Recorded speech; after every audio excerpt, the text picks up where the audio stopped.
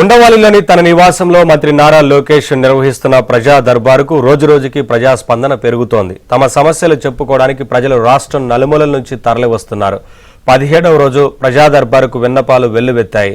యువనేత ప్రతి ఒక్కరి సమస్యలు వింటూ పరిష్కరిస్తున్నారు.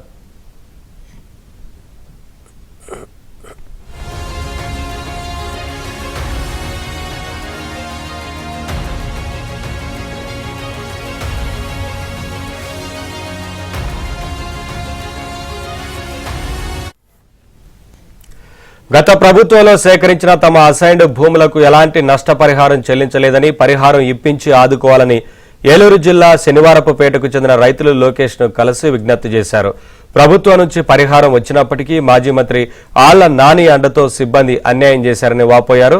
దీని గురించి పరిశీలించి తగిన చర్యలు తీసుకుంటామని లోకేష్ భరోసా ఇచ్చారు. గిరిజన ప్రాంతాల్లో విద్యాభివృద్ధికి కృషి చేస్తున్న ఎంటీబీ ఎమ్మెల్యేలకు ఉద్యోగ భద్రత, కనీస వేతనం కల్పించాలని ఆదివాసీ మాతృభాష ఉపాధ్యాయ సంఘం విజ్ఞప్తి చేసింది. సమస్యల పరిష్కారానికి కృషి చేస్తామని మంత్రి భరోసా ఇచ్చారు.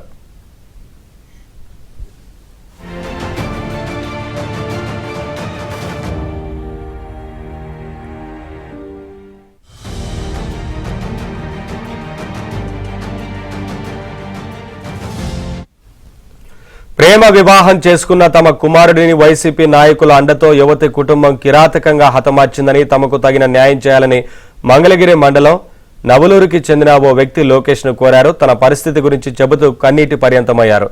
నిందితులను కఠినంగా శిక్షించి తమకు న్యాయం చేయాలని విజ్ఞప్తి చేశారు. సమస్యను పరిశీలించి తగిన చర్యలు తీసుకుంటామని లోకేష్ భరోసా ఇచ్చారు.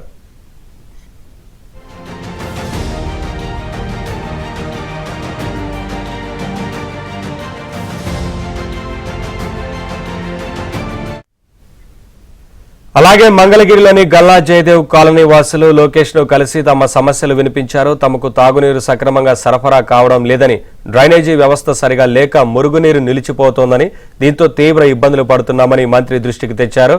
ఈ సమస్యలను వెంటనే పరిష్కరిస్తానని యువనేత భరోసా ఇచ్చారు. మంత్రి హామీతో కాలనీ వాసులు హర్షం వ్యక్తం చేశారు.